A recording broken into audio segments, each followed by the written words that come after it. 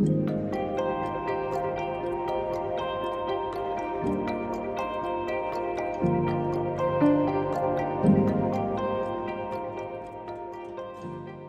안녕하세요. 반갑습니다. 영화평론가 정지혜입니다. 올해 스웨덴영화제 개막작인 타이거즈를 연출한 로니 샌들 감독과 인터뷰를 진행하려고 하는데요. 개막작으로 선정된 만큼 감독님의 그 감회도 남다르실 것 같습니다. 또 특히나 올해는 코로나 이후에 직접 극장을 찾아서 한국의 관객분들 또 스웨덴 영화를 사랑하는 많은 관객분들과 직접 만나신다고 하니까요. 더욱더 기대가 큽니다. 감독님을 만나 뵙도록 하겠습니다. 감독님 안녕하세요. 네, 반갑습니다. 올해 제11회 스웨덴영화제 개막작으로 선정되셨는데요. 먼저 소감을 좀 듣고 싶습니다. Hello everyone, thank you so much for having me. It's a great honor and I'm very pleased to finally meet the Korean audience with my film Tigers. Yeah. 제가 알기로는 타이거즈가 2020년 부산국제영화제에서 상영이 됐었고 또 그때 플래시 포워드 상을 또 받아서 굉장히 또 기쁜 일도 있었는데요. 아무래도 코로나 때문에 감독님께서 직접 오지는 못하셨었고 이번에야말로 또 관객분들을 바로 이렇게 극장에서 볼 수 있는 아주 중요한 기회일 것 같은데요. 그런 면에서 좀 기분이 좀 남다르지 않으실까라는 생각이 좀 듭니다. 사실 코로나 시기 어떻게 좀 보내시면서 영화를 좀 작업하셨는지도 좀 같이 여쭤보고 싶어요. Yeah, I mean, obviously it was a disappointment to not be able to travel together with a film that you're used to do, and especially with a film like Tigers that had such a beautiful festival journey despite the corona situation. I think the film won like the first 7 festivals or something, but it felt like it happened to someone else rather than me because I was almost never there. And especially with Busan, it felt, it was bittersweet because I was very happy, very proud that we won the award and that it, you know, that the film resonated with the audience. But at the same time, of course, I would have loved to be there because I've heard from so many colleagues that the Busan Film Festival is something really special. So I'm so happy to get the opportunity now to finally come to Korea and meet the audience. 그 타이거즈 이 영화는 실화를 바탕으로 한 경우잖아요. 근데 저는 사실 감독님 영화를 통해서 이 마틴 벤트손이라는 이 인물에 대해서 알게 됐습니다. 보니까 이제 17세에 이탈리아 명문 축구 클럽이죠. 인터밀란에 계약을 하면서 그곳으로 가서 실제로 운동을 하게 됐는데 그럼에도 굉장히 그 많은 것들을 이룰 수 있는 상황 속에서 오히려 좀 다른 선택을 하는 그런 인물에 대한 어떤 성장 드라마, 집으로 돌아오는 어떤 다른 방식의 영화를 그리고 있다라는 좀 생각을 했습니다. 일단은 감독님과 좀 비슷한 또래인 걸로 알고 있어요. 이 마틴이라는 인물이. 감독님께서 이 사람이 실제로 그 인터밀란에 계약을 했을 당시에 이 소식을 아마 들으셨을 것도 같고 어떤 좀 기억으로 갖고 계신지가 일단은 좀 궁금했습니다. Yeah, I remember it. I mean, I remember that Martin at the time was regarded as by far the biggest football talent in Sweden and one of the biggest football talents in the world at the time.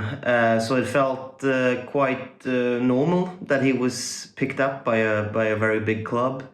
And then I also remember that there were these news about him falling out, but there were a lot of rumors and a lot of nobody really knew what happened first, and it was, you know, almost like everyone wanted to cover up the fact that he just kind of disappeared from football.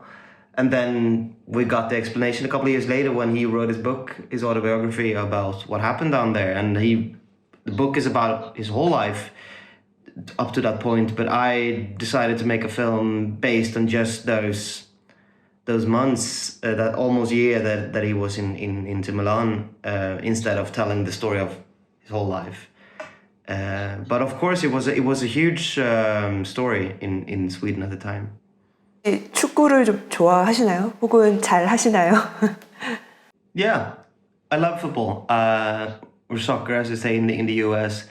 Absolutely, and I've played all my life, and I was not as good as Martin Bengtsson, but I was good enough to compete and to be at a level where it felt serious. But at an early stage, I realized I was better at writing and making movies. But I would say that this, in many ways, this film, even though it's very critical towards the football industry, I would still say it's a film made from a point of love to the sport.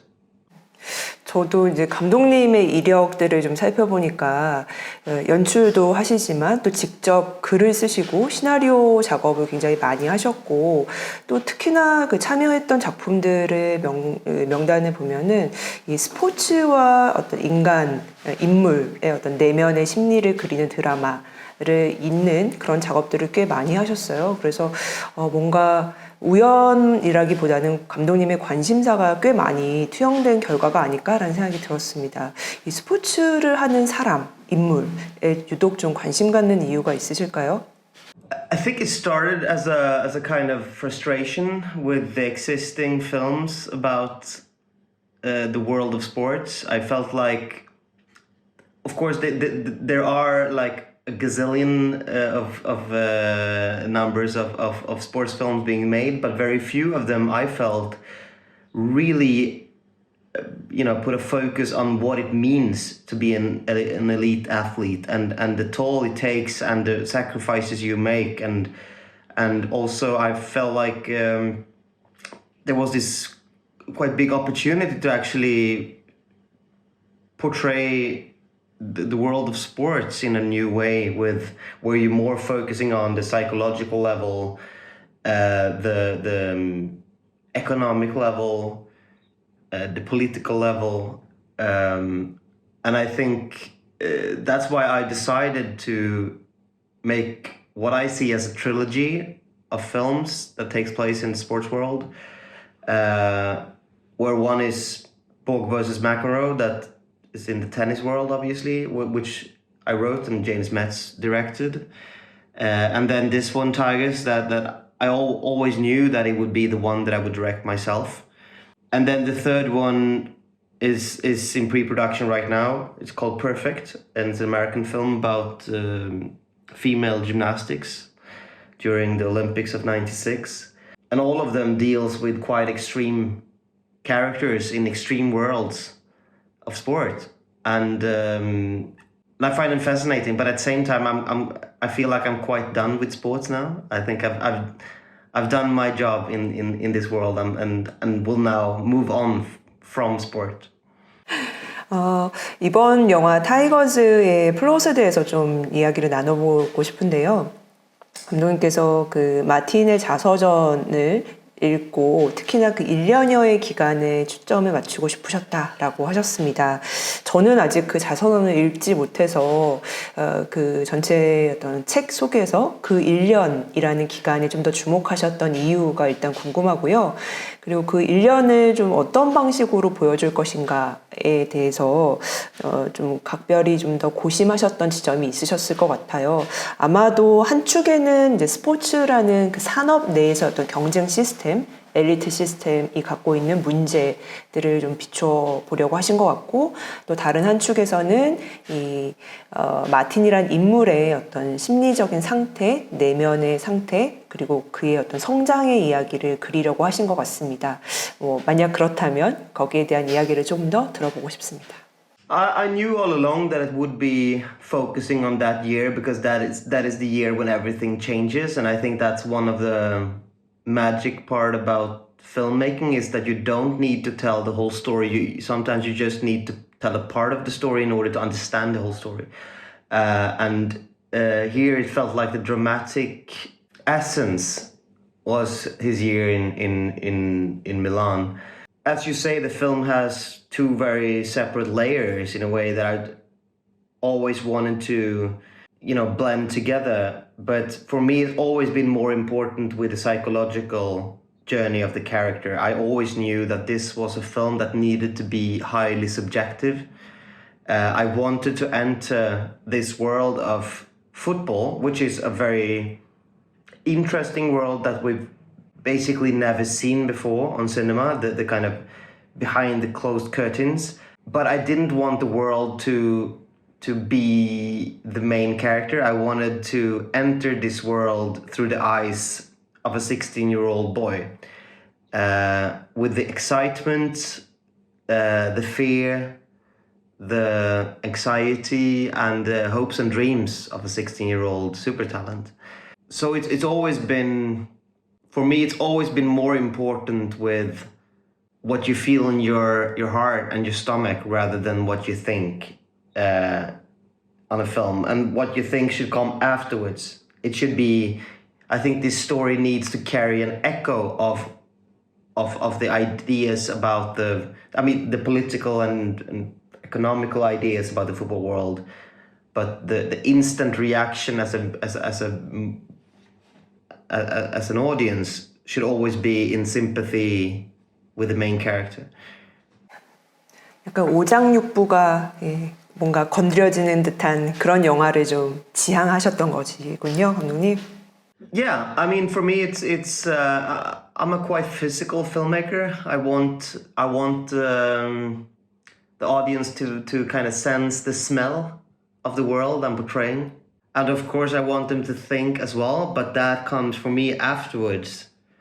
While you're in the cinema, you should be in the.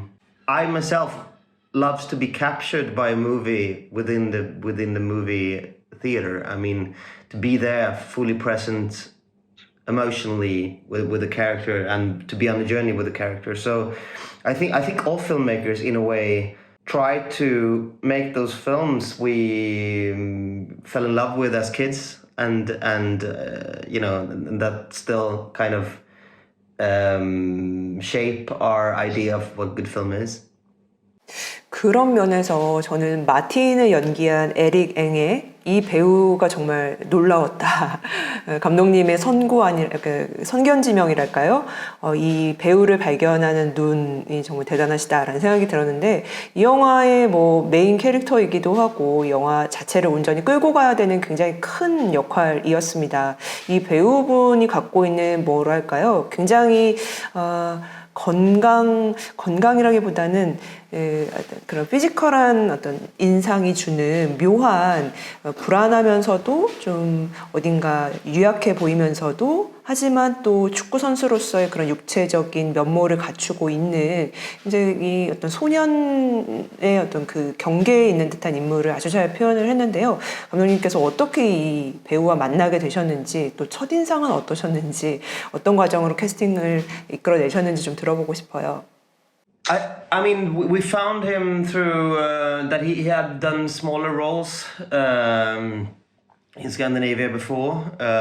So he was someone I knew about. He was not famous, but I had seen him. And as soon as I tested him, I felt like he could be the right one. The only big problem was that he was so extremely thin. I mean, like very far away from what is in the film. So we had to put him in training for more than a year with a personal trainer, and basically living like an athlete, eating a lot of food and working out every day with a trainer. So he put on like 10 kilos of muscles, because I also wanted, I mean, not only to be that you would buy the fact that he is a professional football player, but also I wanted this, as you say, this physicality where he's very strong, but he's also very fragile. He's right in between, as you say, boy and man, and I think he also has that in his presence and in his face and in his eyes as a human being. That kind of combination between brutality and fragility, which I've always been very drawn to with him. And I think he's, as an actor and as a human being, he's very kind and soft, and Eric is quite far away from the character. He's extremely polite, while the character for me is much more brutal and he's not following everyone else. He's kind of he's quite his integrity is very strong, the character, and I wanted Eric to find that. I think he in many ways found that through the physicality of the training, all the routines he needed to get for himself in order to make this work physically also helped him as an actor, I think. 특히 이제 마틴이 갖고 있는 약간 뭐랄까요, 자학의 면모랄까요? 좀 자기 파괴적인 혹은 자기 안에 미처 이렇게 다 소화되지 않은 어떤 응어리 같은 것들이 있는 것 같은데, 그거를 좀 표출하는 몇몇 장면들이 있습니다. 뭐 이를테면 보철기구를 스스로 잘라낸다거나, 아니면 아버지와의 통화 이후에 보여주는 그런 구토 장면이라든지, 이런 장면들을 보면 이 사람의 어떤 심리적 상태들을 굉장히 잘 보여주는 그런 지점들인데요. 이 사람의 좀 어떤 면모들, 어떤 심리적 컨디션을 좀 더 보여주고 싶으셨는지 좀 궁금하고요. 덧붙여서 이 아버지 또 부모에 대한 마틴의 마음은 어떠한 것이었을까, 여기에 대한 감독님의 좀 이야기를 덧붙여 청해보고 싶습니다.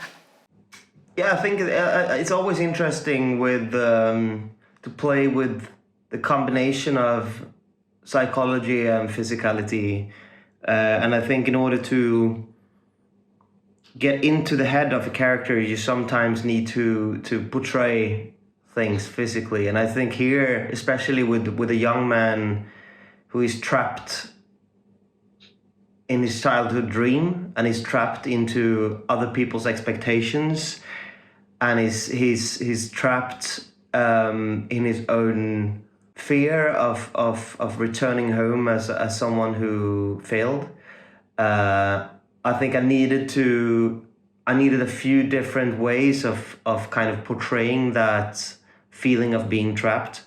And I think one is him beating himself up physically. I mean, he wants to kind of destroy his body in order to get free from himself in a way. So I think that self-destructivity is hugely a big part of this character's journey, and his kind of self-hate is a part of it. Regarding the relationship with the father, it's one of those things where I've simplified a couple of things from the real life, and I've taken myself a few liberties. So it's more fictional than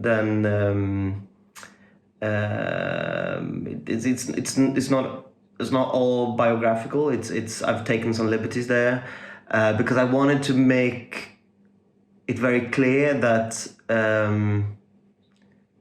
that his relationship with his father is central, and sometimes a non-existing relationship is more important than an existing relationship.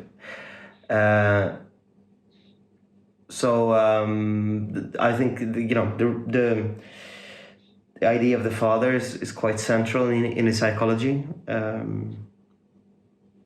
오늘 감독님 말씀을 쭉 듣다 보니까 이 영화가 스포츠 영화라기보다는 조금 더 이제 심리 한 인물의 어떤 내면의 이야기에 방점을 두고 있는 영화라는 생각이 좀 듭니다.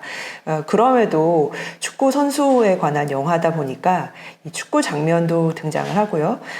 또 실제로 어쨌든 그런 어떤 무브먼트에 대한 기대감, 또 그것을 어떻게 좀 충족시켜 줄 것인가에 대한 고민도 하셨을 것 같아요. 그래서 스포츠 영화들이 항상 봉착하는 문제 중에 하나는 어떻게 이 경기 장면을 잘 보여줄까, 좀 더 납득할 만하게 그럴듯하게 보여줄 수 있을까, 이런 부분들 고민을 많이 하는 걸로 알고 있는데요.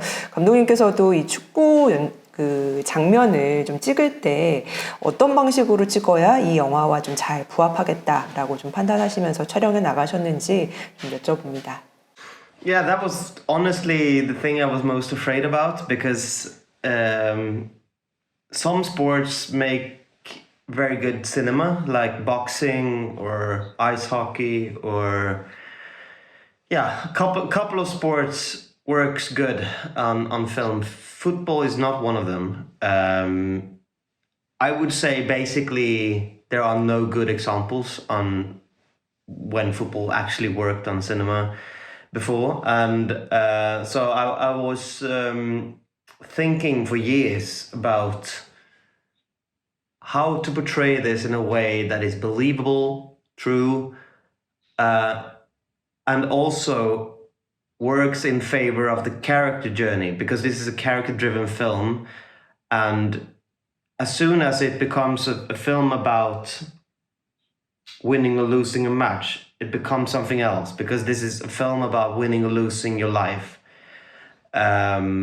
So when I realized that the film needs to be subjective also on the pitch, that's when I realized how to do it. Because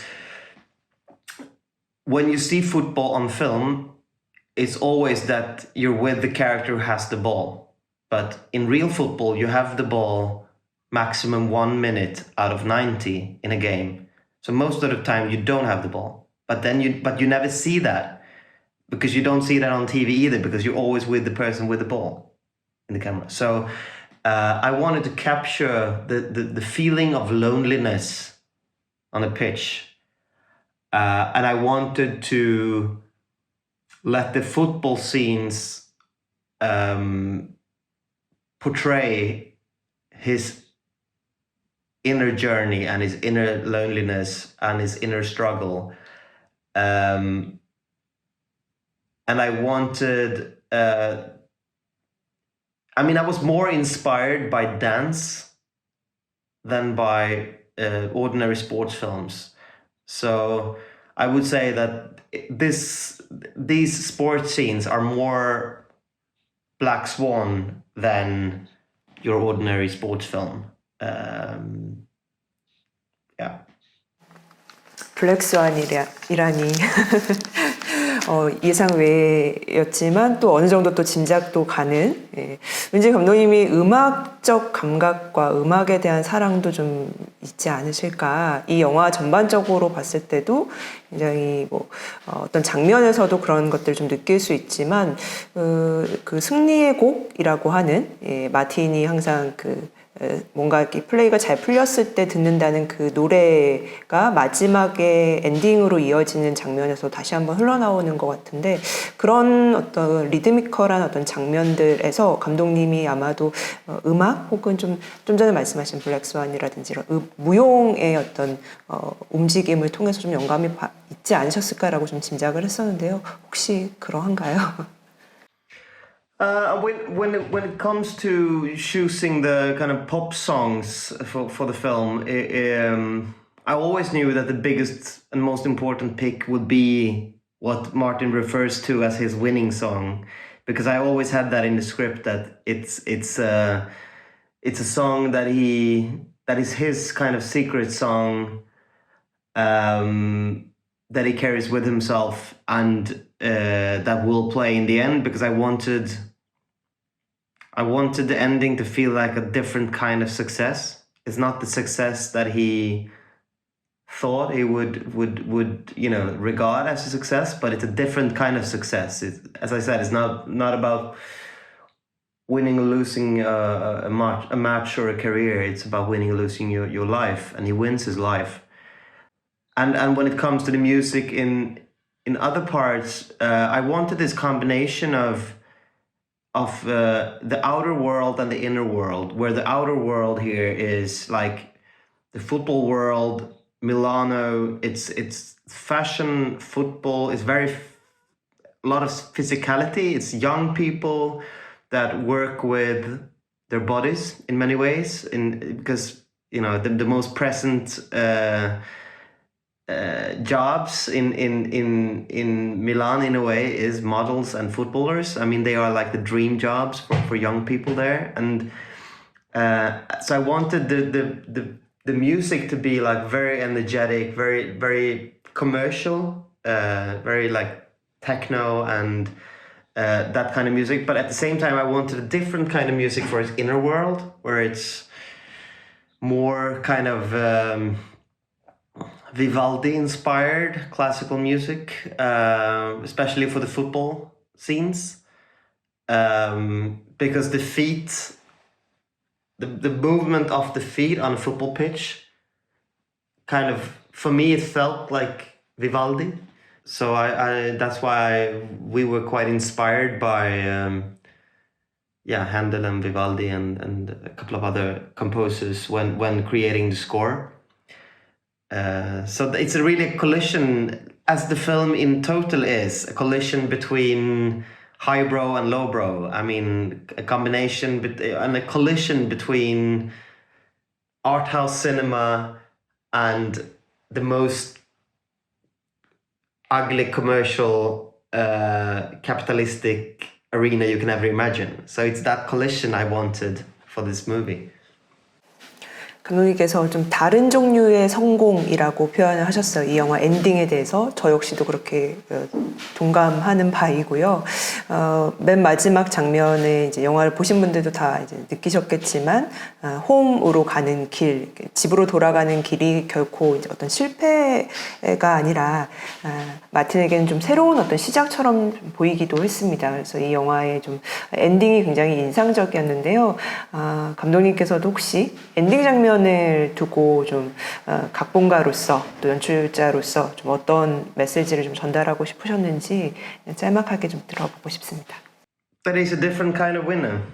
That success is not always what we think is success. And I think, I mean, I always had the idea of using the car as a kind of metaphor for freedom. That he buys this car that is not allowed or able to drive, and it becomes almost like a room, an extra room for him, the only place where he can be on his own within the movie. And I picked that from real life. I thought it was such an extraordinary detail that he bought a car but he wasn't able to drive it, and I love the idea of him meeting this person who can teach him to drive. And finally, he needs to take control over his own life. He needs to sit behind the wheel and go on with his life and choose the path that he needs to go in, and which is his own path and not the path that everyone else are expecting him to go. So yeah, I've always seen it as an ending about a man who's lost everything, but for that very same reason, he's free for the first time. 혹시 이 영화의 제목은 어떤 의미가 있을까요? 많은 분들이 궁금해하실 것 같습니다. 우리에게 좀 단서가 될 만한 장면이 등장하기는 하지만 제목이 좀 더 그 미스테리하다고 해야 될까요? 감독님의 의중이 있을 것 같아서 좀 더 여쭤보고 싶습니다. It actually started with me being out with the real life Martin Bengtsson having dinner while writing the script, and my phone had charged out and I needed to call my wife about something, so I borrowed his phone, and I noticed this very strange and quite disturbing background picture on his phone, and I just felt that this needs to go in the movie. I mean, it's a very blunt metaphor in a way, but at the same time, I think it's a very effective metaphor, and I think it's quite true to footballers that they are just the same as I mean, they're also admired. They're, people pay to watch them. They are controlled. They are they're in golden cages. And here with Martin, he's that one tiger that will, he's just waiting to bite back. And I also think the metaphoric layer of the tiger as an animal is quite interesting, with everything it symbolizes, and all the kind of themes that the animal in itself carries when it comes to masculinity, power, economy, it was just too compelling as an option for me to not use. So I had to. 네, 마틴도 실제로 그럼 이 영화를 봤겠네요. Yeah, he was very